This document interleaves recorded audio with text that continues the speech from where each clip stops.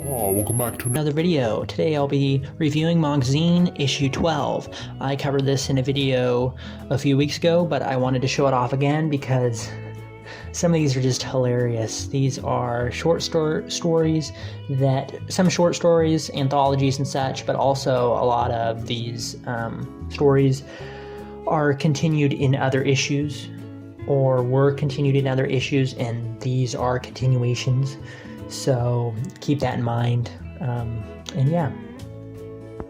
Mangazine ran from 1986 to 1989 to 1996, if I'm remembering correctly. And this contains 4 different stories: a ritual heir, Gold Digger, Beth, and Minnie, a girl of epic proportions. Again, only out of Japan, right? Only out of Japan.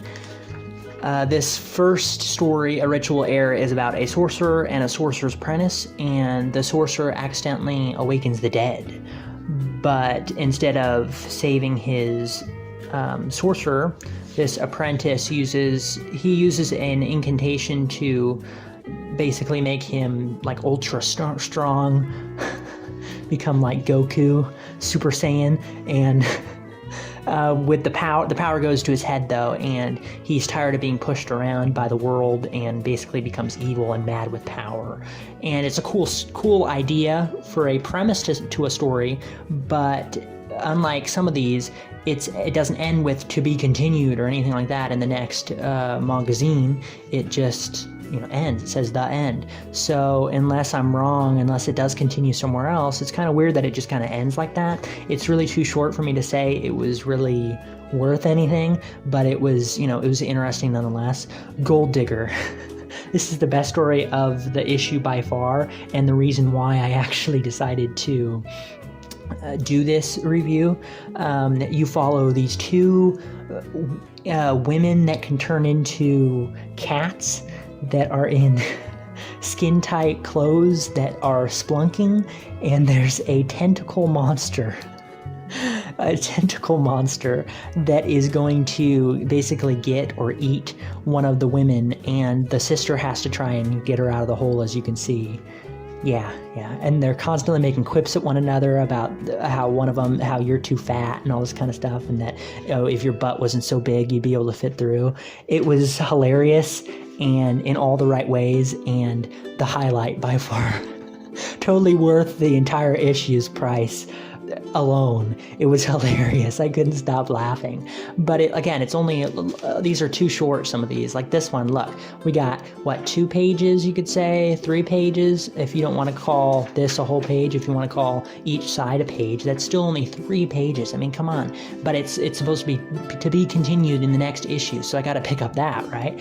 But they're met by these 2 people that we have no idea who they are, and it's not really explained, and it could have been explained, but it wasn't. So that was a little bit sloppy, you could say, writing-wise, but nonetheless, it was quite funny. This next story is Beth, and this was actually sad. It was a crazy kind of change of pace. It was a splash of cold water in comparison to the last one.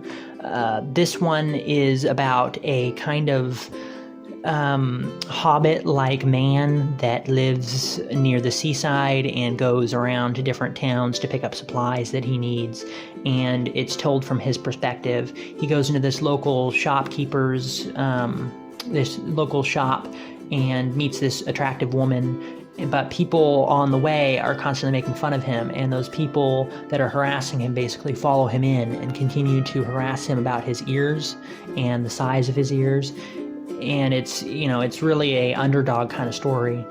He tries to woo over the woman, and she kind of flirts with him back, but you can kind of tell that it's just to be nice, that it's not really real, and he kind of talks about that in his inner monologues, and eventually he snaps from the people's constant bickering at him and degrading. He's tired of people degrading him, so he both defends the woman that they're also harassing and defends himself and fights with them, and that's pretty cool to see. And yeah, but after that, he's able to successfully get them out of the store and, win. But the shopkeeper, that was actually the shopkeeper's daughter, that he was flirting with, and shopkeeper, the actual owner of the shop, comes back and kicks him out and thinks that it's all his fault and judges him basically right off the bat just because he's ugly looking. And yeah, that was that, and it was quite sad. I don't know if it's continued in another issue. It doesn't say, but it kind of makes me think so. And yeah, that was that. Next up, we have Minnie, a girl of epic proportions. This was another funny one because it's just so weird. There's this, supposedly this is one of the reoccurring ongoing ones in Mangazine, and it's about a giant girl that lives in this valley, and it's kind of like medieval times, and she eats these people for sustenance. But like you'd imagine, like if this was in the real world, there's also people that are like followers of hers. They're like cult members that worship her and stuff and want to be on her good side. So they throw her this giant party and get her drunk and everything. But they knew that was going to happen, that there's going to be this big festival. So these other people are tired of being eaten, obviously. It's creepy. It's weird. I don't know who comes up with this stuff. So this other group of people that are tired of this going on build okay, get this. They build a wooden like tree mech to battle her, and they know that they think that they're going to be able to win because she's going to be drunk from the festival.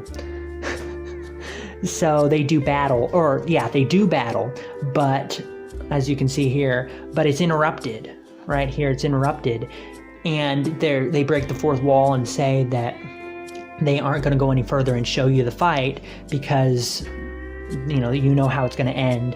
And it's supposed to be funny, and it kind of is, but it totally took me out of it. I mean, taken out of a story this crazy, I know. It seems weird that I'd be immersed in a story like this, but I kind of was. I was interested. It was weird. It was kind of scary. Just kind of like horrifying, I guess you would say. But I wanted to see what would happen. I mean, I want to see a tree mech fight a giant man-eating woman, right? That sounds crazy. That sounds awesome. But you didn't get to see that, and that was such a bummer. I don't know, it kind of pissed me off. So that was that.